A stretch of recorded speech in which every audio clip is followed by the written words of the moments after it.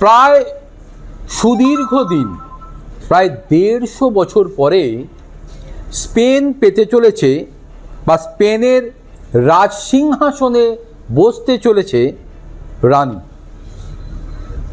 হ্যাঁ, এমনই খবর উঠে এসেছে। 150 বছর পর রানী পেতে চলেছে স্পেন।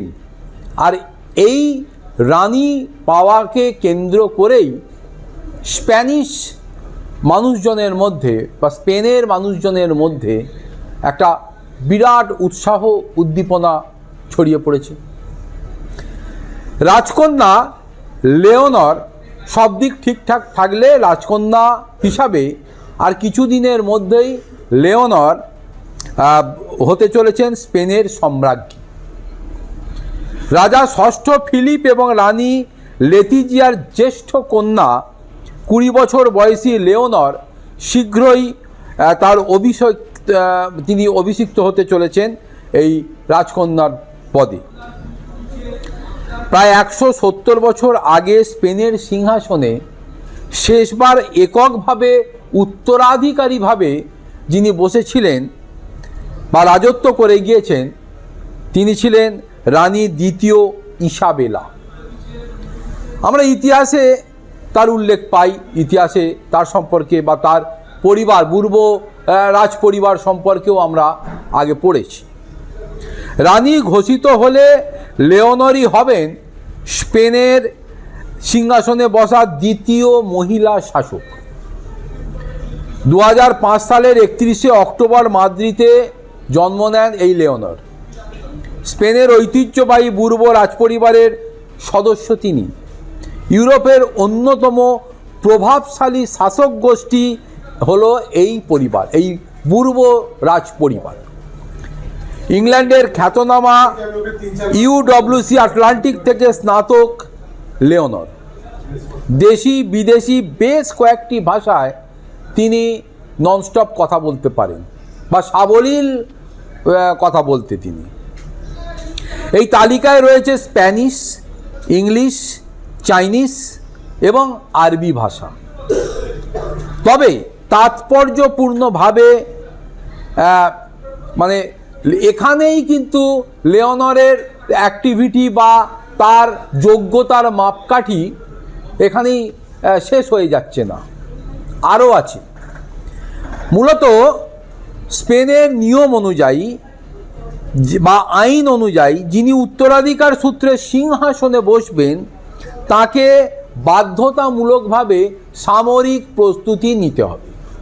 আর এই সামরিক প্রস্তুতি নেওয়ার জন্য জল, স্থল এবং বিমান বাহিনীতে বিগত প্রায় 3 বছর ধরে তাকে কঠোর একটা প্রক্রিয়ার মধ্যে দিয়ে ট্রেন্ড হতে হয়েছে বা ট্রেনিং নিতে হয়েছে, যাতে যে কোনো পরিস্থিতিতে দাঁড়িয়ে তিনি নিজে এবং তার নেতৃত্বে তার দেশের সেনাবাহিনী যাতে সার্বভৌমত্ব বজায় রাখতে এবং স্পেনের জনগণকে প্রোটেক্ট করতে কার্যকরী ভূমিকা গ্রহণ করতে পারে।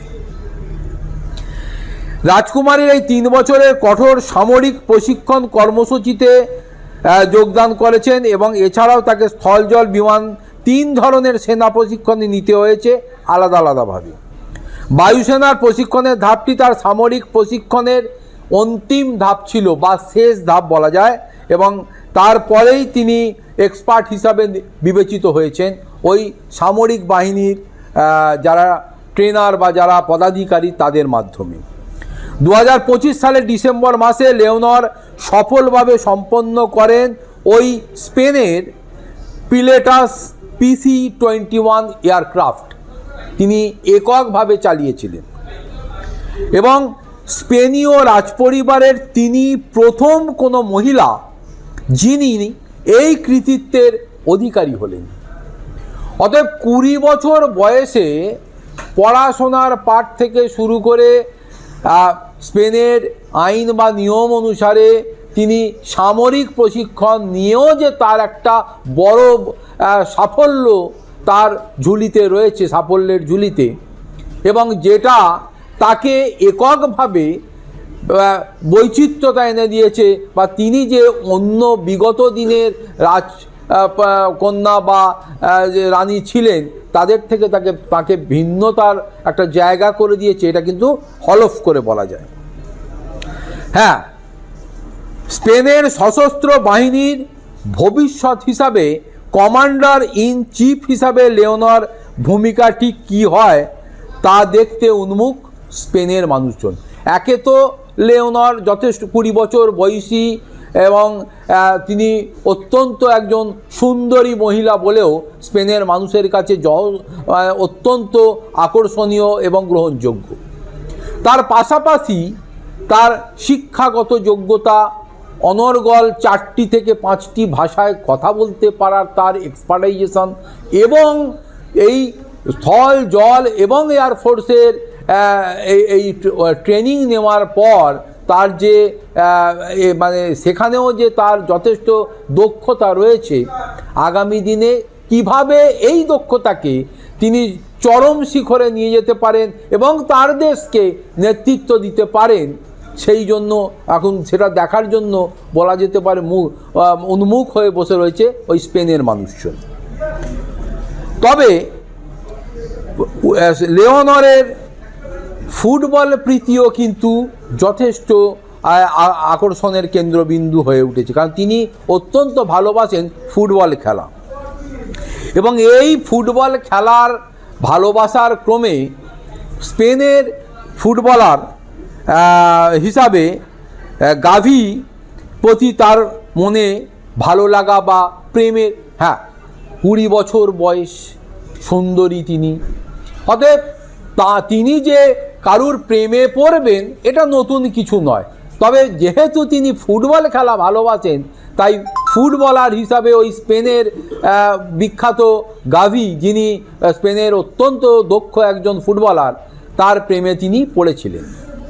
প্রেম নিবেদনও তিনি করেছিলেন, যদিও সেই প্রেম প্রস্তাব নাকি প্রত্যাখ্যান করেছেন ওই গাভি বলে জানা গেছে।